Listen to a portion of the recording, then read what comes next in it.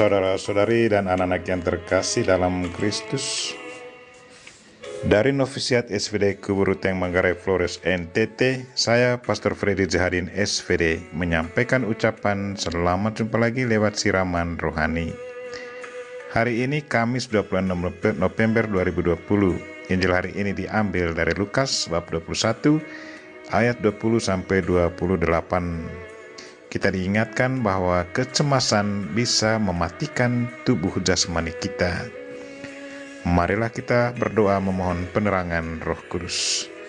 Dalam nama Bapa dan Putra dan Roh Kudus. Amin. Tuhan dan Allah kami, puji dan syukur kami haturkan kepadamu karena Engkau selalu mengingatkan kami untuk selalu setia kepadamu. Kami mohon kuatkanlah iman kami. Jauhkanlah daripada kami perasaan cemas yang berlebihan, karena perasaan itu akan sangat melumpuhkan harapan dan mematikan tubuh jasmani kami.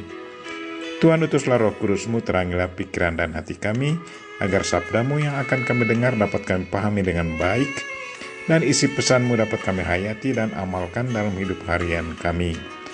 Doa ini kami sampaikan dengan perantaraan Kristus Tuhan kami. Amin. Tuhan sertamu. Inilah Injil Yesus Kristus menurut Lukas bab 21 ayat 20 sampai 28. Yesus berkata kepada murid-muridnya, "Apabila kamu melihat Yerusalem dikepung oleh tentara-tentara, ketahuilah bahwa keruntuhannya sudah dekat." Pada waktu itu orang-orang yang berada di Yudea harus melarikan diri ke pegunungan, dan orang-orang yang berada di dalam kota harus mengungsi, dan orang-orang yang berada di pedusunan jangan masuk lagi ke dalam kota, sebab itulah masa pembalasan, di mana akan genap semua yang ada tertulis. Celakalah ibu-ibu yang sedang hamil atau yang menyusuhkan bayi pada masa itu, sebab akan datang kesesakan yang dahsyat atas seluruh negeri dan murka atas bangsa ini, dan mereka akan tewas oleh mata pedang dan dibawa sebagai tawanan dan segala bangsa. Dan Yerusalem akan diinjak-injak oleh bangsa-bangsa yang tidak mengenal Allah, sampai genaplah zaman bangsa-bangsa itu. Dan akan ada tanda-tanda pada matahari dan bulan dan bintang-bintang, dan di bumi bangsa-bangsa akan takut dan bingung menghadapi deru dan gelora laut. Orang akan mati ketakutan karena kecemasan berhubungan dengan segala apa yang menimpa bumi ini, sebab kuasa langit akan goncang.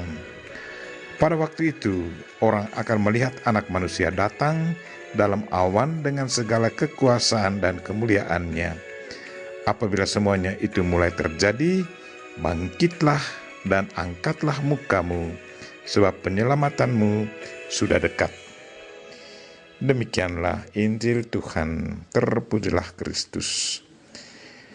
Saudara-saudari dan anak-anak yang terkasih dalam Kristus, tema renungan kita hari ini ialah kecemasan bisa mematikan tubuh jasmani kita. Lewat Injil hari ini kita dengar bahwa Yesus meramalkan apa yang akan terjadi ke atas kota Yerusalem dan sekitarnya, termasuk Bait Allah di Yerusalem, bahwa Yerusalem akan dikepung oleh musuh. Begitu banyak orang yang akan mati ketakutan karena kecemasan berhubungan dengan segala apa yang menimpa bumi ini. Ramalan Yesus itu betul terjadi, bahwa pada tahun 70 sesudah Masehi, Bait Allah dihancurkan oleh musuh. Yerusalem dikepung oleh tentara Romawi.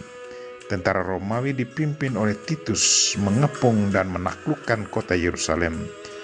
Banyak orang lari ketakutan dan banyak yang mati karena kecemasan.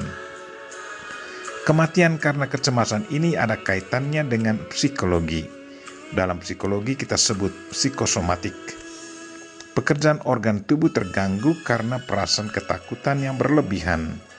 Perasaan ketakutan ini sering terjadi di kalangan anak sekolah menjelang ujian, karena persiapan kurang memadai menjelang ujian.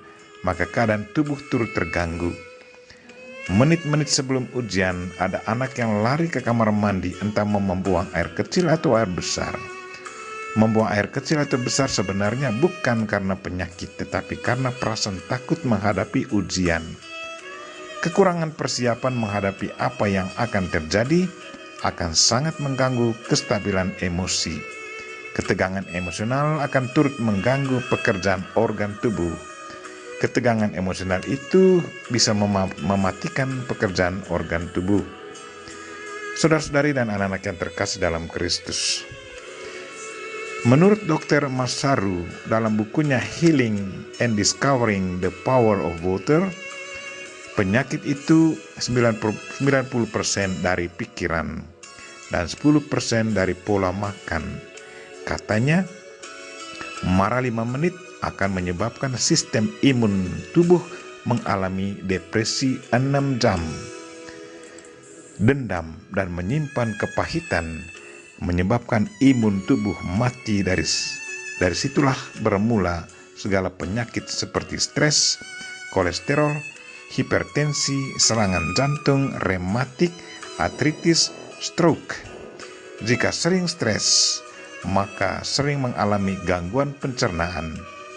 Jika mudah tersinggung, maka cenderung terkena penyakit susah tidur atau insomnia. Jika sering alami kebingungan, maka akan terkena gangguan tulang belakang. Jika sering takut berlebihan, akan mudah terkena penyakit ginjal.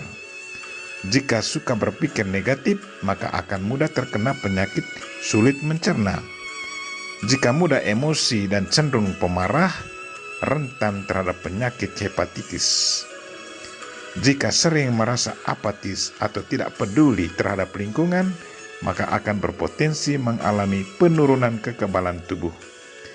Jika sering menganggap sepele semua persoalan, akan mengakibatkan penyakit diabetes.